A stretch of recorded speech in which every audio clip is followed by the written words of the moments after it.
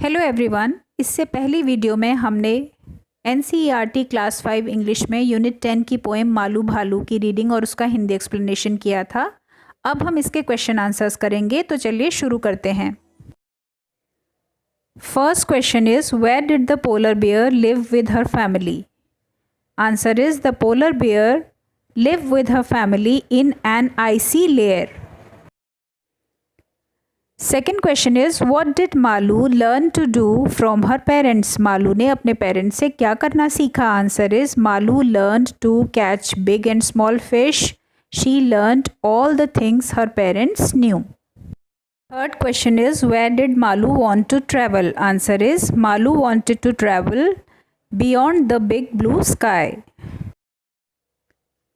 Fourth question is, what was it that Malu's parents wanted her to learn? Malu के parents क्या चाहते थे कि वो क्या सीखे? आंसर इज, मालू's parents wanted her to learn how to swim. वो चाहते थे कि वो तैरना सीखे। Fifth question is, was Malu scared to swim? Did she learn it easily? क्या मालू तैरने से डरती थी? क्या उसने उसे आसानी से सीख लिया? Answer is, yes. Malu was scared to swim, but with the help of her mother, she learned to swim easily. Next question is, read the last two stanzas of the poem. Whom does she stand for in both? Poem के last to stanzas को पढ़िए, उनमें she किसके लिए use हुआ है? Answer is, in the first stanza she stands for Malu. In the second stanza, she stands for Malu's mother. First stanza जो है उसमें she मालू के लिए यूज हुआ है और सेकेंड स्टैंजा में she मालू की मदर के लिए यूज हुआ है। Next question is, see the picture shown below and talk about it. नीचे जो पिक्चर दी हुई है उसको ध्यान से देखो और उसके बारे में आपको बातें करनी है। सो डू इट योरसेल्फ, यह आपने अपने आप करना है। अब यहाँ पर कुछ सेंटेंसेस दिए हुए हैं जिनको आपने पढ़कर ये बताना है कि वो ट्रू हैं या फॉल्स। और कैरेक्टर स्केच में कुछ वर्ड्स दिए हुए हैं जिनमें से आपने वर्ड्स छांटकर ये बताना है कि कौन कौन से वर्ड मालू के लिए यूज़ हो सकते हैं। First sentence is, Malu's hair was white. क्या मालू के हेयर्स जो थे वो वाइट थे? ये ट्रू है। Second sentence is, Malu knew how to swim. Malu जानती थी तैरना, तो ये फॉल्स है। Third is, Malu was playing with the penguins. ये भी फॉल्स है।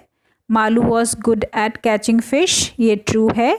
मालू वॉज अ ब्रेव भालू। ये भी ट्रू है। Malu did not love her mother. वो अपनी मदर से को लव नहीं करती थी, तो ये फॉल्स है। Malus mother was firm. ये ट्रू है।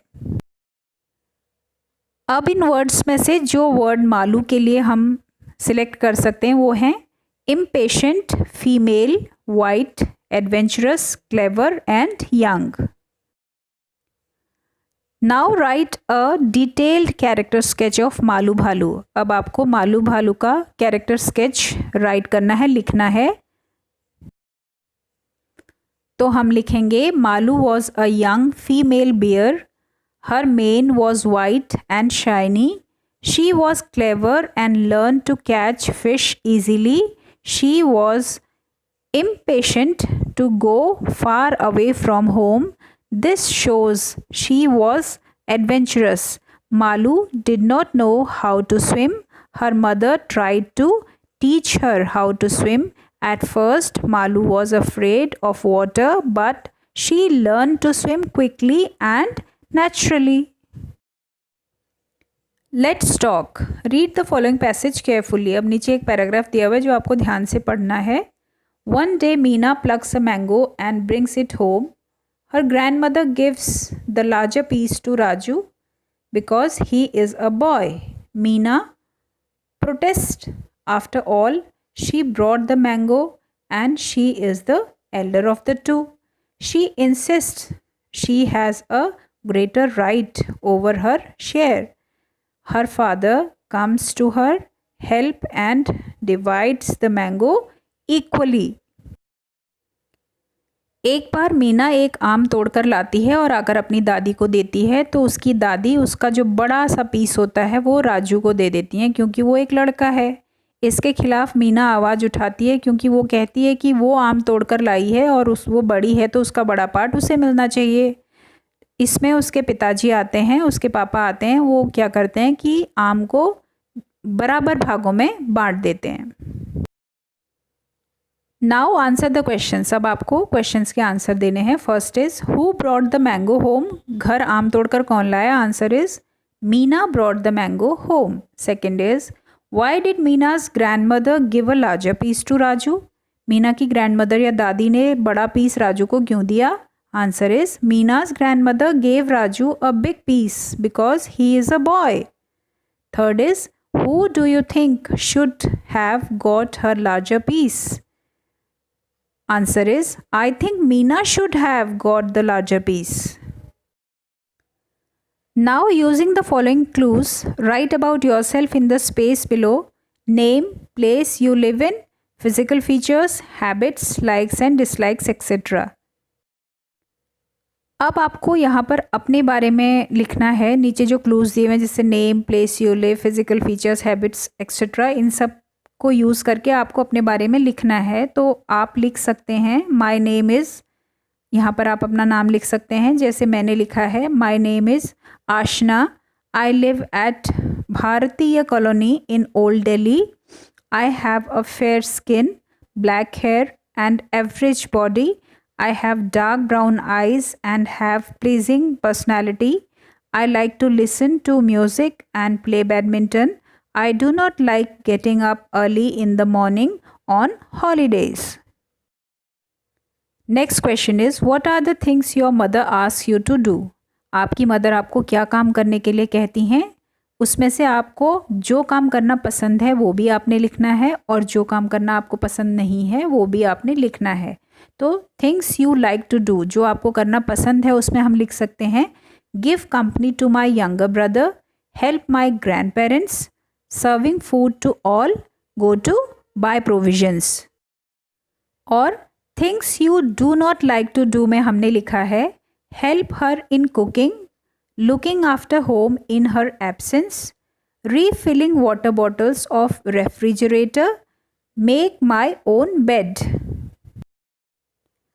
Let's write. Malu lived with Malu's parents in the North Pole. Malu had great fun with Malu's seagull friends. One day, Malu's father told Malu that the hunter had come to trap Malu and Malu's family. Malu knew how to hide very well. Malu shut Malu's eyes and curled up like a ball of snow. The hunter searched for Malu and Malu's family everywhere but in vain.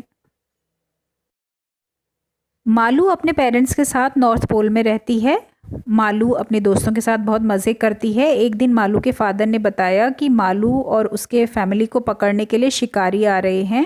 Malu बहुत अच्छी तरह से जानती थी कि उसे कैसे बचना है। उसने अपनी बॉडी को ऐसे कर्ल कर लिया कि वो एक स्नो की, एक बर्फ़ की बॉल की तरह लगने लगी, बर्फ़ की गेंद की तरह दिखने लगी। इस तरीके से मालू और उसकी फैमिली को शिकारियों ने हर जगह ढूंढा, लेकिन वो खाली हाथ वापस गए, उनको कुछ भी नहीं मिला।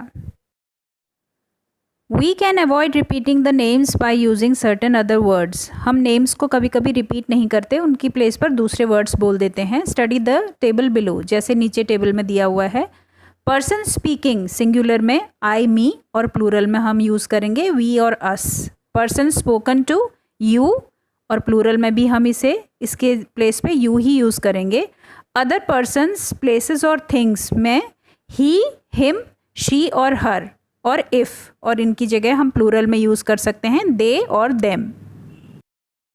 नाउ री right the above paragraph using words from the above table. अब जो ऊपर टेबल दी हुई है उसमें से जो वर्ड्स हैं उनका यूज़ करके हमने ऊपर के पैराग्राफ को दोबारा से लिखना है। तो हम लिखेंगे Malu lived with her parents in the North Pole. She had great fun with her seagull friends. One day her father told her that hunters had come to trap her and her family. She knew how to hide very well.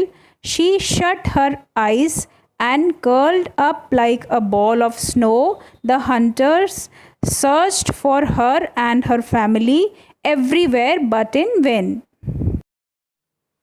सो बच्चों, इसी के साथ ही हमारा unit 10 का chapter Malu भालू complete हो गया है। आई होप आप लोगों को बहुत अच्छी तरह समझ में आ गया होगा। Thanks for watching.